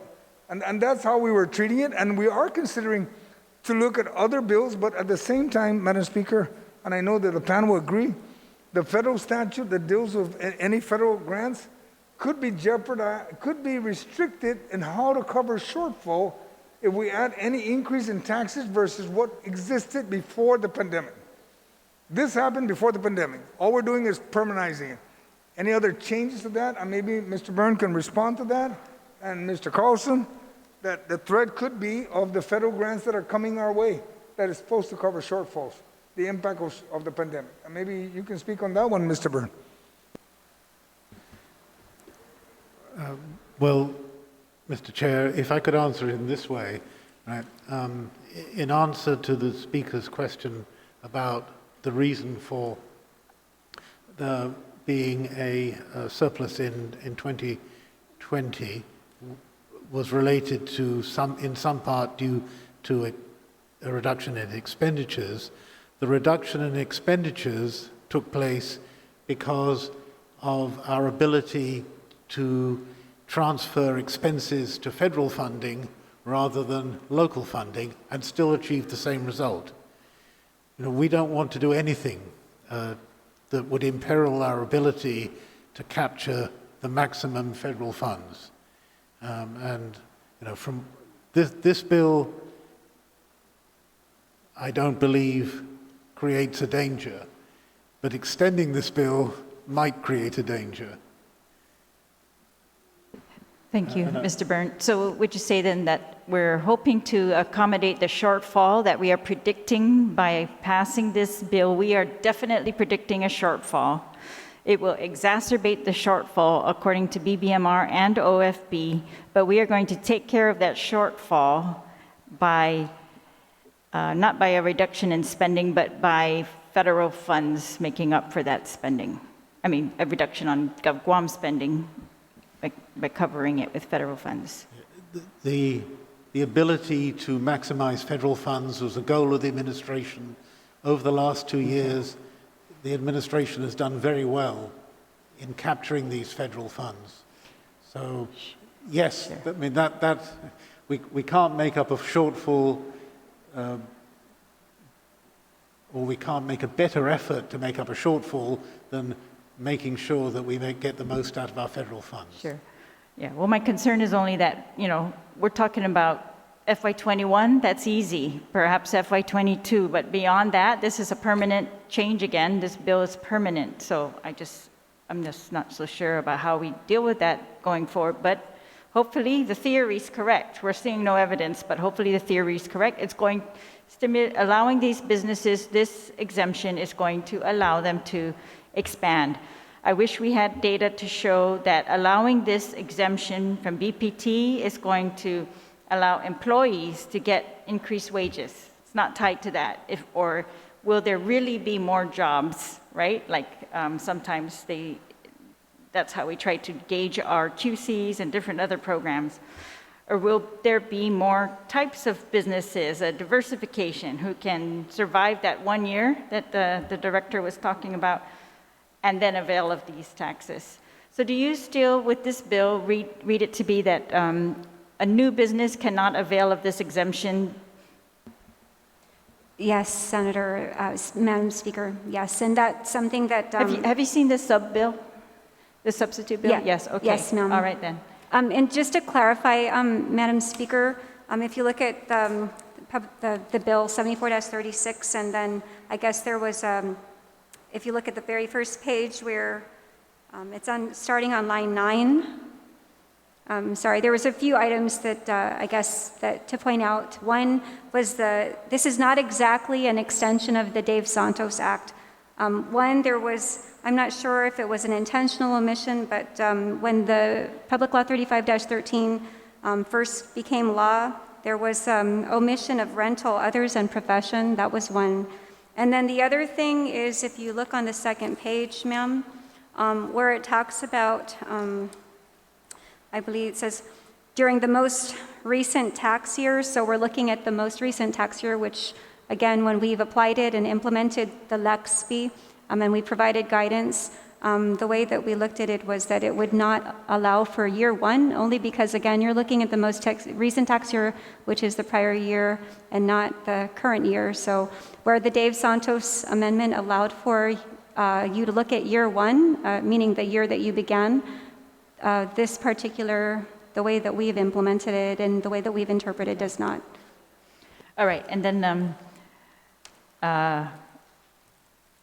the ARP discussion I am following. You're saying that, so the ARP guidelines that we receive from the Treasury says it prohibits the use of fiscal recovery funds to directly or indirectly offset a reduction in net tax revenue resulting from a change in law during the covered period. If a territory uses fiscal recovery funds to offset a reduction in net tax revenue, the ARPA provides that the state or territory must repay the Treasury an amount equal to the lesser of, blah, blah, blah. So we're going to have to repay. But then it says if sufficient funds from other sources cannot be identified to cover the full cost of the reduction in net tax revenue resulting from the changes or that offset, they say you may offset a reduction in net tax revenue other than fiscal recovery funds through organic growth, increases in revenue, or certain cuts in spending. But Mr. Byrne clarified that he thinks that this bill as written will allow us to fit under this de minimis exception, or it says, provides that if the total value of the changes in the year for which the recipient government is reporting is below a de minimis level. And so I'm just reading this so those who are following us can follow along, Mr. Chair, but at a certain part it tells us the de minimis level is calculated as 1% of the reporting year's baseline. So do you have that number? Is that a number that we can get today on the record and then work with? The calculations, Senator, we're still doing because the reference period is not the same as the reference period for our own fiscal year. But I mean, just by the kind of guidance, right? The total local revenues are somewhere just above 700 million. So it's what? Just above 700 million. So 1% would be around about 7 million. Okay, and so that's how you're determining that if we change this bill to have instead of $250,000 exemption to a $500,000 exemption, we would be exceeding it? Can you just walk through those calculations with us? No, that's something that I'd have to ask my colleague from Rev and Tax as to what the revenues would be. Oh, but you were the one who said that, I thought, if we changed the bill, from my colleague from Tamuning's question, if we change this bill to raise it from a $250,000 exemption to a $500,000 exemption, yes, we would exceed our de minimis. I believe so. 7 million. Yes.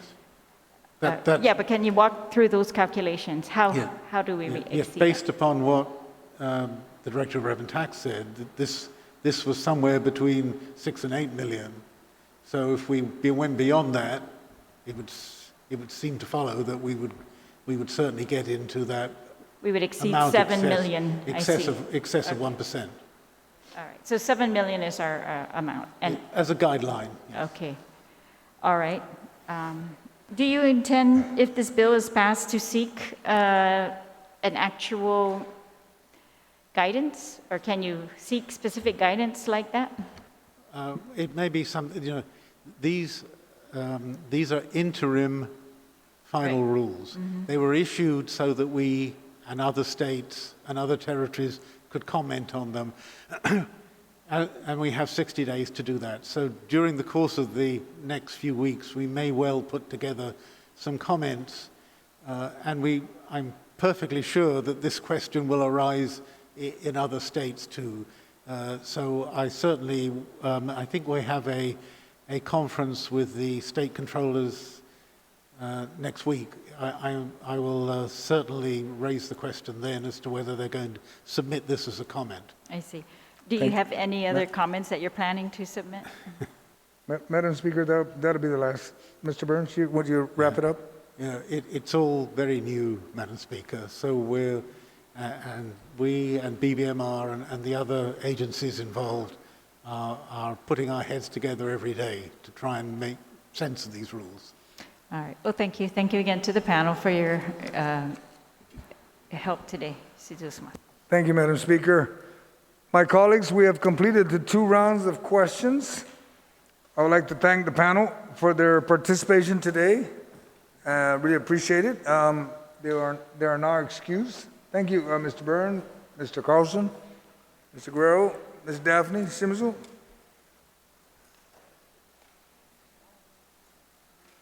And I'd ask my colleagues to please look on the drive. We have one amendment.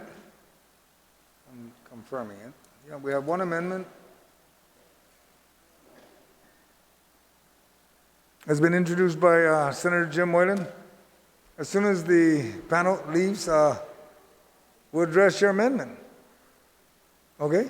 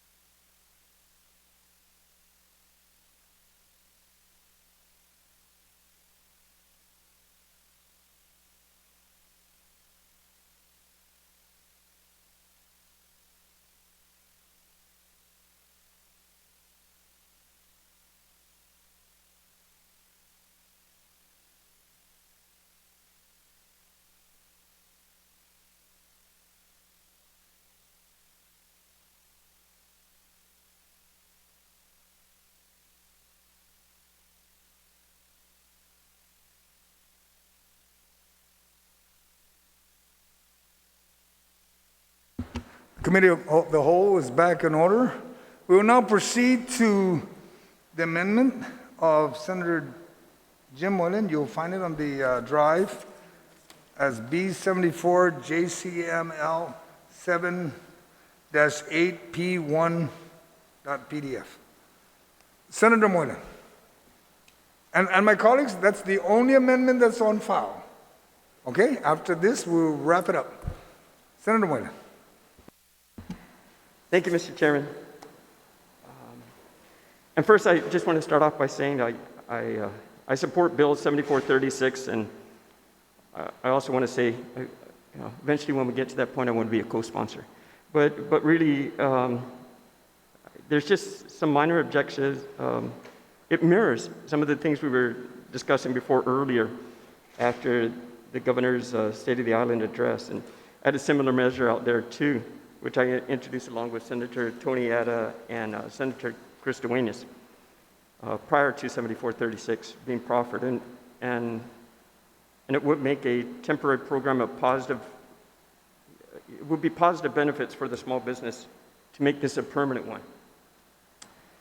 Because as our discussion has went on today, the past year and a half has certainly created many challenges for the business community, and particularly the small entities that we can all agree upon. And many were unable to keep their doors open for a good part of the year, and some even had to close their doors permanently. So it's unfortunately that this also led to the increase in unemployment numbers of our island. So therefore, to support the little guy is a great gesture, and certainly when the government invests into small businesses, there's a spiraling effect into improving our economy activity, as BBMR has mentioned. So, Mr. Chair, I'd like to take the opportunity to discuss this amendment here, which basically we're looking at lines 7 and 8 on page 1, and we're crossing out 100,000 and 250,000. I'm sorry, we're crossing out 250,000 and just increase that to 500,000. And this amendment is introduced by myself and Senator Tony Atta and Senator Frank Bloss and Senator Chris Duenas. So again, from the 250,000, we're just increasing that to 500,000 as what we were discussing here earlier in our with my colleagues. And so the amendment just merely increases the exception threshold for the Dave Santos amendment from 250 to 500,000, and thus, if this is enacted, any business who earned between 50,000 and 500,000 would pay 3% of BBT on the first $500,000 of their annual income, not just on the first 250,000. Just to advise, this would provide a small business up to an additional $5,000 in savings each year. And so on paper, that might not be too much, but for the owner of a food truck or a coffee shop or a small retail shop, $5,000 is a significant savings. So probably the first questions would be, how would we replace these funds within the general fund? As noted, this measure mirrors Bill 3-36, which had both public hearing and a fiscal note, and there was much support for various organizations and entities on this measure, and my office even held a virtual discussion to give more individuals the opportunity to testify. But as for how we will replace the shortfalls in the event this amendment passes, well, first, it certainly seems that business privilege tax is not going to be reduced anytime soon. And thus, we can't provide that relief to our private sectors, unfortunately. So we're soon entering our budget cycle, and we all can certainly look for cuts to offset the potential shortfalls from this amendment. Plus the funds from the American Rescue Plan. I know Director Byrne had something to say, but he also said maybe. But the American Rescue Plan can support these entities which had faced shortfalls prior to the passage of the federal plan.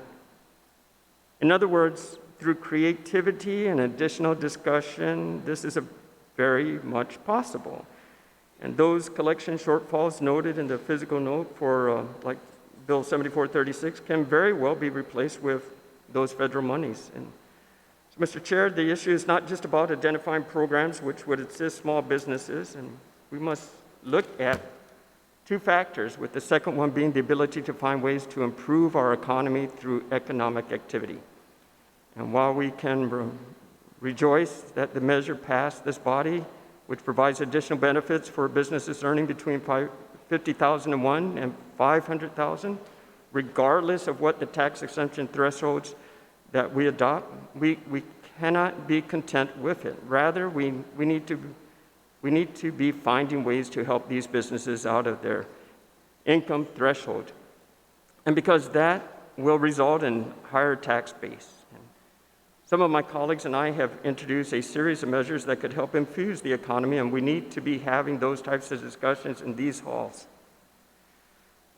So, I'm pretty much certain that the governor won't support Bill 7436 if this amendment were to pass.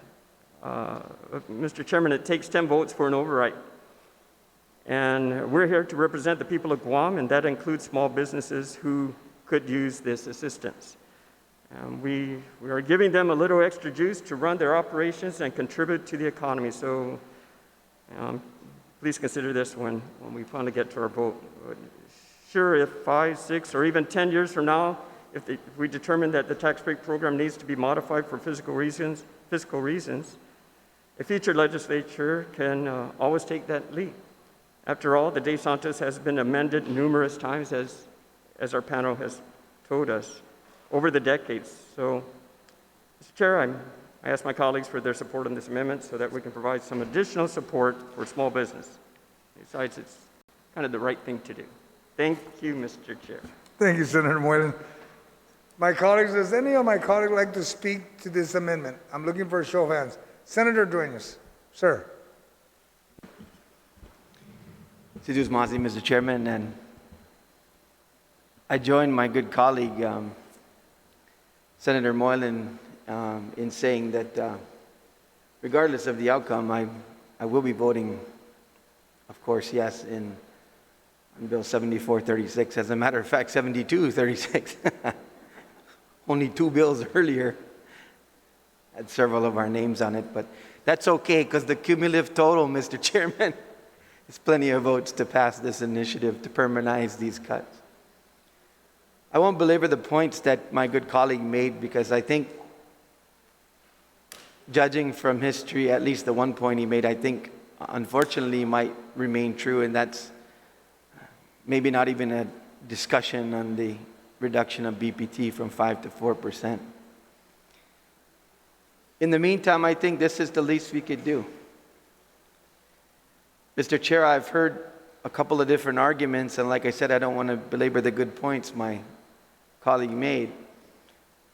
But what I will say in addition is what was represented, at least by BBMR, when asked the question of the current CRER and the BPT not tracking, there was utmost confidence we're going to get there. Tourism is going to come back. We have judicious use of federal funds. There are other sources that are increasing. And so, in that spirit of all that optimism, I don't see why we wouldn't increase from $250,000 to help those businesses, small businesses, upwards to the level of $500,000. Mr. Chair. I guess I'm having a little bit of tough time as well with this discussion on whether or not this impact will have an impact on the ARP. And I say that because we've also introduced other legislation, Mr. Chairman, to look towards for some capital improvement projects that are on the horizon possibly, to use EITC. We're looking at already dedicating that funding. That is, EITC funding was separate from the ARP, Mr. Chairman. We're anticipating to receive those rebates and those refunds in the coming fiscal year. That is revenue in excess of the celebrated optimism for recovery going forward. Mr. Chairman, I know my good colleague, the Speaker, while not getting the information in detail from Rev Tax or BBMR, one of her questions that I think was very telling was this discussion on the major increase in the surplus. Of course, unaudited financials at this time. That has to come from somewhere. When we were talking only a few short months ago, Mr. Chairman, that there was a possibility of a full quarter going above the 3% threshold of adopted revenue levels for the general fund and the possibility of realignment. That was quickly dispelled by, once again, the optimism of BBMR telling us that, no, don't worry about it. The income tax is starting to rise. That has now been, through projections and through calculations, has been completely dismissed. In fact, once again, as I see with the latest CRER talking about 10, maybe down to as low as 10 million now, and not sure what the coming quarters will show. Mr. Chairman, I don't see how at this point we see a massive negative impact of taking this threshold up to $500,000. Once again, without having the solid numbers, I think my good colleague proffering the amendment, of course, myself as a co-sponsor, one of the key questions he asked of Rev Tax was that issue of what is the calculated number of businesses, taxpayers that we're looking at here. And Mr. Chairman, I mean, it was in the hundreds at the level of the 250,000. One of my other colleagues said, you know, if we're going down this road and we're having this discussion, if we're that optimistic, why isn't it something that we could do to an additional increment to get to 500,000? So, Mr. Chairman, I don't think that that this is unrealistic. I think it's very doable. In closing, I have also heard from those supporting the good senator that had moved this in the prior term, Mr. Chairman, that, first and foremost, where are my other colleagues when it comes to this supporting small businesses? We did this from, I don't want to get partisan here, we did this from, this group of individual senators. Will you permanize it? Absolutely. We won't only permanize it, we'll raise it, is what my good colleague said when we tried to introduce measures associated with that. So, this is something that I think this body has continued to take a look at and has continued to say, where are our priorities when it comes to ensuring that our small businesses have that leg up to stay alive, to grow, to continue to provide job opportunities, to continue to provide, basically for the growth of their business. And we constantly hear that small business is the engine of the economy. And so I just believe, Mr. Chairman, if we're going to stay true to that, this is not I don't believe, an insurmountable request.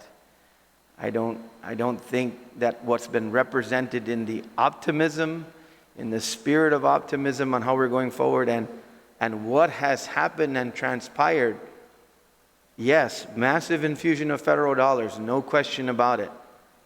But what has also transpired to now have 2 consecutive years of surpluses, now, as they say, tracking in this area of up to $47 million. That money has to have come from somewhere, particularly when it reflects the areas associated with income tax.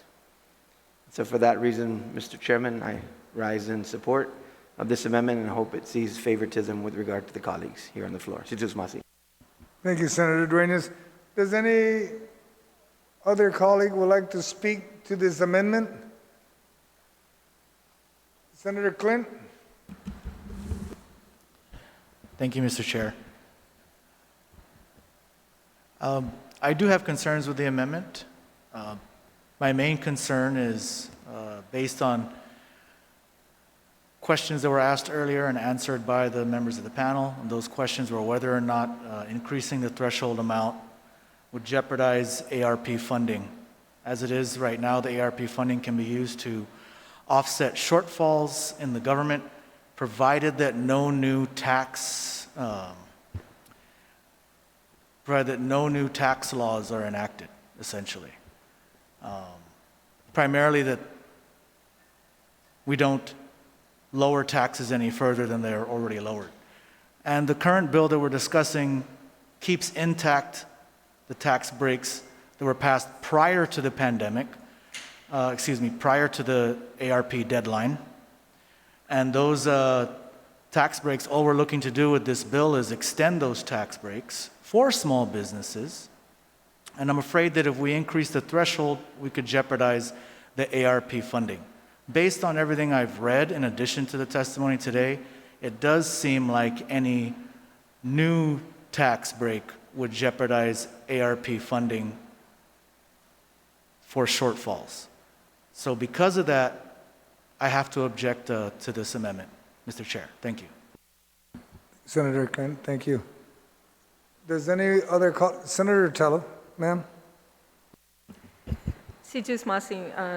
Mr. Chair, for the opportunity. And I'd like to ask the author of this legislation what is considered a small business, and how much do small businesses make usually? I mean, is there a gauge on what is considered small business? Do they make $100,000 a year? Do they make $300,000 a year? This question, Senator Tello, is for... Yes, to the author of the legislation, what is considered... The legislation or the amendment? I mean, I'm sorry, the amendment. The amendment, okay. The amendment, sorry. All right. To the amendment, the author of the amendment, my question is, what is considered small business? How much annual revenue does a small business usually be given that name of small business? All right. Senator Jim, do you yield to that question? Thank you, Mr. Chair. I think that question was also asked to DRT as well. Depends what book you look at to determine who's the small. But really, I think the intent of the De Santos Amendment is more about an incubation period for businesses that are trying to grow. And if you look at $500,000 as a business start, after you pay out all your expenses and you pay your partners, you're really not left with too much after that. If we can get businesses over the $500,000 mark, then you're collecting the total 5% of taxes. Why are we stifling these businesses to try to achieve between $250,000 and $500,000, which only equivalates to 10% or less than that? DRT couldn't really define, of that percentage of those who actually make the $500,000. It seems to be such a big struggle to get over the $500,000 mark. So give them the opportunity to have that 2% savings, and that's all it's going to give them. They're still paying the 3%. It doesn't affect our bond covenants, and give them that opportunity, because I think our main goal should be, how do we get them over that threshold? They succeed, the government succeeds, because then they'll get the full 5% that we know, at least for now, stays forever, because that's not going to change. So I don't know, it probably didn't really answer the question, but does it really matter? I'm not sure. So that's my comment, Mr. Chair. Thank you. Senator Tello, does that suffice? Well, the author didn't answer my question, and he had admitted not answering my question. You know, I mean, we were all about small businesses. That's what we were intending to help those individuals out there. And the legislation is based on small businesses. So that's what, you know, because in some of my readings, small businesses usually range from anywhere from 29,000 to 150,000 is considered small business. But, you know, that's stuff that I read off the internet and what's happening in the mainland. Guam is, of course, you know, more expensive to live on an island, or even Honolulu. For that being said, it's probably a little bit more, like around 200,000, 250,000. That would be considered small business. And that was all our whole perspective, Mr. Chair, too, was to be able to help those individuals, people who rent chairs, people who do the jumping trampoline, the parties, the people who do lawn work. These are the backbones of our community. And I would hate for us to incorporate something larger than that and have this bill vetoed, because we already heard from the panel that based on this legislation currently, it's going to be about $8 million in lost revenue. Now with this, I can only assume that means it's doubling to about 16 million. And we all know that this federal funding money is not going to last forever, and we're all probably only going to get it, you know, for this year. Is going to be a fourth stimulus package coming up? I'm not sure. But I'm just concerned, Mr. Chair, that this may cause, if this amendment gets through and then it becomes vetoed, and all those businesses that we've been trying to help, you know, when they heard that the governor agreed to, you know, making this perpetual, we're really happy about it. And now we're jeopardizing this. A small business is what we intended to help. So let's keep it to small businesses, which according to the Women's Chamber is about 90% of our community. So that's a lot of people that we're going to be helping that are small businesses.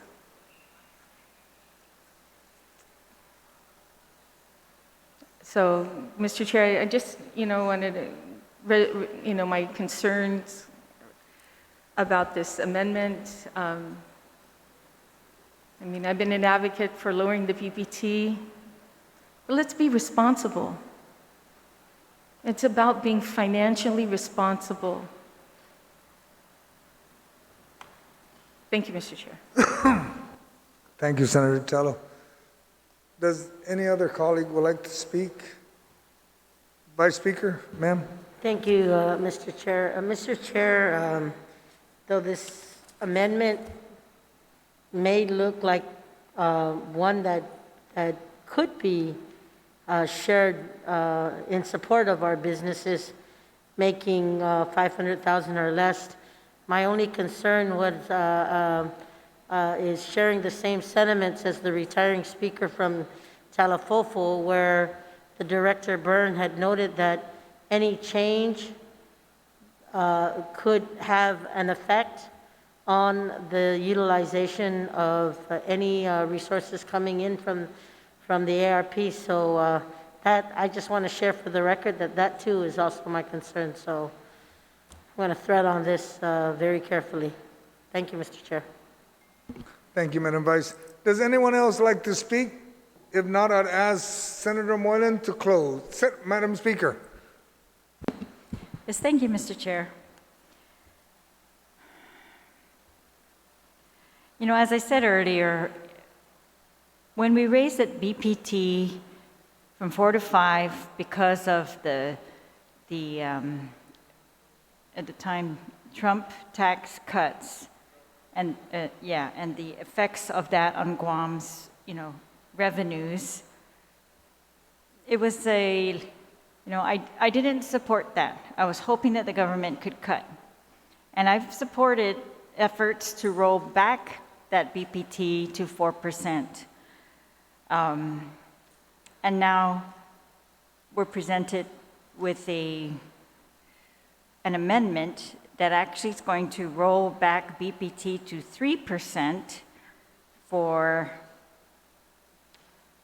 90% of businesses on Guam that are filing BPT and up to $500,000. Now, we have not received a fiscal note for this, and so I'm just guessing, Mr. Chair, unless you can, with if OOB can give us a number, because if the original estimate was 6.9, that's $7 million, and that was at the level of giving an exemption for $250,000. If we increase that to $500,000, is that doubling? So would we now be reducing revenues instead of by $7 million, by $14 million? Or if you will yield, Mr. Chair, or if the sponsor would yield, but I would like the info from OFB, if there's any kind of fiscal analysis on this. I think, Madam Speaker, it was mentioned earlier by the panel. It ranged from 3 million, then it jumped to 8.5. And basically they said that if you just double it, then just double the numbers, It's going to double? So that's It's just gonna 16. double. 16 million, 8 times 2, 16 million, right? Correct. Or 17 million? That's what mentioned by the panel. Okay, thank you. Well, and the panel also made it very clear. I guess I'm just, I want to roll back the BPT, but I'm concerned at how we're going through this process. We have an ARP, we are facing, a possible benefit of federal funds. We have been told very clearly here today by the panel that if we exceed a tax cut of $7 million, we are jeopardizing, we will need to offset, we will need to repay those federal funds. And the original bill, to me, already potentially exceeded $7 million because their estimate was between 6.9 and 8.4 million dollars. So we were already, I think, in a precarious situation. This amendment, potentially doubling that amount to $16 million, might put us also in that, position where we need to offset the funds. I would like to be sure about that. And then I guess I want buy-in from the businesses. This means that, are we no longer considering rollback of the BPT from 5 to 4, and we're just going to give these businesses the rollback to 3 permanently, right? That means that 90% of our BPT that we take in is going to be used to pay bond payments. Is that right? Because we've pledged 3% of all our BPT to bond payments. That means everything. If this, well, maybe not everything, but I'm assuming it's a bulk of it. I don't know.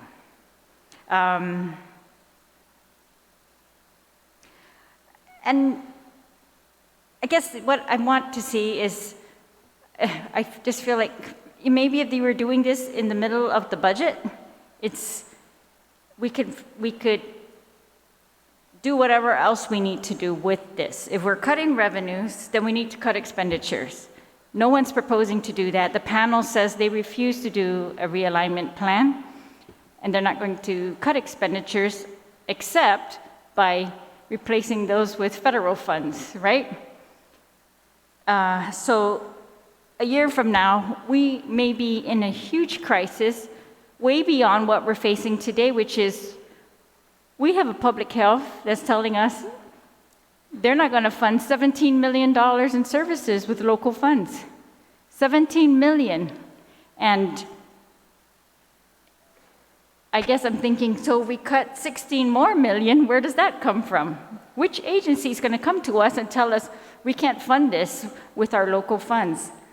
And I think, it's possible to do these things, but we have to do them kind of in a more collaborative process where we see where we're going to cut versus, when we take in less revenue. And we've seen the magic of the surplus doubling what the CRER reports show. We asked for an explanation today, and they've told us they doubled because, we used federal funds instead of local expenditures. It still doesn't make sense to me that much, Mr. Chair, and I'd like to see the details. They told us we're waiting for the audit to come out. But again, the devil is in the details, right? We went from a CRER showing 19 million surplus. We held the line on expenditures in our budget, in our projections, and we still came up with a $19 million surplus. Yet, they found a $45 million surplus, and that's double. And I don't know. I think if we have that much kind of room that we're juggling federal funds versus local funds, that we just should really get a tighter handle on that. I'd like to see that. I don't know. Otherwise, I don't want to be presented. Otherwise, that's what we're presented with. If we can't get the facts as to, exactly which amounts are going to be used for federal fund, local services that we normally fund, then we're going to continue to see, I don't know, we're just not seeing a clear picture of the government's finances. I think at this point, it's we got an agency coming in here, $17 million of regular expenditures that they will absolutely need, foster care payments, elderly care payments, and yet, I guess that's the only reason, I'm all for rolling back the taxes, but what do we do with the 16 million, right? Where's that coming from? What are we going to do with that? I don't know. So if we're taking care of this in the budget, then I say let's do that. I don't know. I want to support this amendment. I do support this amendment, and I support the bill, but I still feel like we are acting a little bit recklessly here without seeing where that shortfall that everybody agrees that we are going to have is going to be accommodated. Does that mean we're going to take care of all these, tax cuts and not build a new hospital? I just want to know what the choices are that we are really making here, Mr. Chair. So thank you. Thank you. Does Senator Blas, you wanted to speak, sir? Thank you, Mr. Chair. And Mr. Chair, I agree totally with a retiring speaker that we have a shell game. We're playing this little shell game. One day it's a deficit, another day the conversation is now surplus, and then there's going to be a shortfall, and then there's going to be a windfall. But down to the brass knuckles of this whole thing, okay, is the question is going to be, really, okay, are we funding government for government's sake, or are we funding government so that they can provide the services to the people? And if it's to provide services to the people, sometimes, 5% of zero is zero. Likewise, 3% of zero is zero as well. So whether it's 5% or 3%, if the business is not open, there's no BPT to collect. That is what we're facing with today. We can't rely on numbers that, we had a year ago or 2 years ago, because what we had experienced over the last basically 14 months has never been recorded, it has never been seen, has never been studied, because this is the first time it's happened. What's the fact of the matter here? The fact of the matter here is you got businesses that are out there that are trying to survive, and if they're trying to survive And if they can get just that extra dollar to be able to put into their business, people call it profit. No, unfortunately, sometimes when we're dealing with the finances of the government, we don't call it profit, we call it surplus. I tell you, there's not one business that's out there that has that surplus. We talk about, some have said, the retail outlets have made money over the last few months based on, on the activity you have to make. The fact of the matter is the businesses, their costs have increased as well. Has anybody seen the price of shipping on Guam now? I was talking to a businessman the other day. He went from about a year ago, a container coming in could cost him about anywhere from $2,400 to $2,600. Today it costs anywhere from $4,800 to $7,000. So a lot of times when you're looking at what the businesses are making as far as profit, it's not profit, it's just trying to survive.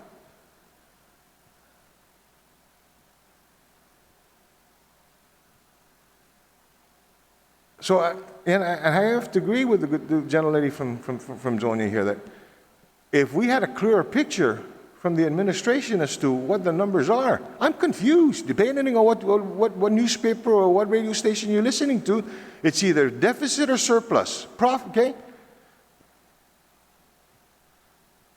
Maybe this discussion here would, bring it to reality. I'm still dumbfounded. How do we get a $47 million surplus on one thing, but then we're deficit on another?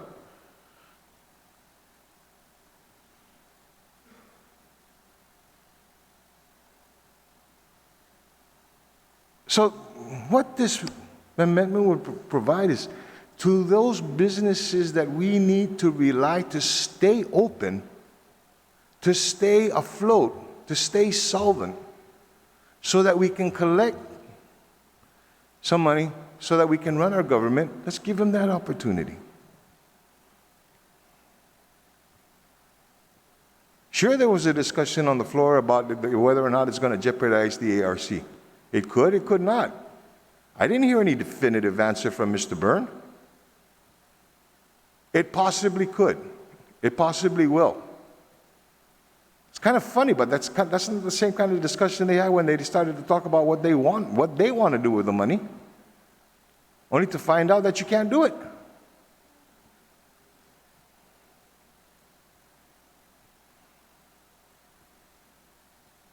So, I agree, I love the measure, I love the amendment. But is this the right time? Are we going to make these decisions without some hard evidence, some hard numbers, some realizations as to what those figures are?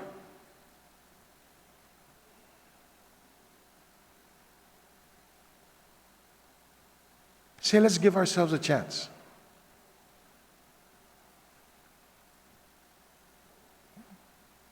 Thank you, Mr. Chair. Thank you, Senator Blas. Does any other colleague would like to speak? I see no hands. Senator Jim, please close. Yes, sir. Thank you, Mr. Chairman. So DRT told us that they're looking at 5% of the small businesses between 250 and 500,000. 5%. And if we, that's like 800 businesses, and if you increase it to 500,000 from the current 250, that's just $5,000 more in savings per business. Then we heard about, all this money that we got in surplus and reducing our deficit. Then we heard about, the BBT is not going to be changing, and we also heard about, throughout the years, the De Santos Amendment has been amended and amended and amended. If we do this now, then we're helping the small businesses now. And I think our goal isn't isn't the tax, but to promote, to help these small businesses get over the hump of the 500,000. And when they do, again, guess what? They're no longer qualify for the De Santos Amendment. And they'll be paying a minimum of those who achieve that as $25,000 in BBT for the year. So De Santos, again, is just an incubator program. I think our duty should be, how do we help get past that incubator program to continue to make more? Because they must. Otherwise, the fees and all the other taxes will continue to go up and you just won't survive. Maybe we were talking about the budget coming up. Maybe we can look at the EITC reimbursement for the shortfalls. We can work something out in the budget. But when Director Simizu tells us that 90% of our businesses that file are making less than $500,000, I think that's a small business. Just look at our figures. So I appreciate the conversation and discussion, and I'm looking forward to the vote. Thank you, Mr. Chair. Thank you, Senator Mullin. I've heard one objection, so we're going to move for the vote. All in favor, please raise your hand. And we'll do a count. 1, 2, 3, 4. Motion fails. Okay. Senator Clint, you have the floor. Motion to rise. Thank you, Mr. Chair. I move to rise from the Committee of the Whole with the recommendation that Bill number 74-36 COR, as substituted on the floor, be moved to the voting file with the recommendation to pass. Thank you, Senator Clint. Are there any objections? Point of clarification. Is the motion just to go straight, to move it straight into third, or we're rising out of the committee and we can discuss it on the floor? The motion is to rise. Senator Clint, can you clarify? We need to rise first, so then I can report it. Yeah, we need to back. rise, but Huh? It's only a recommendation to rise.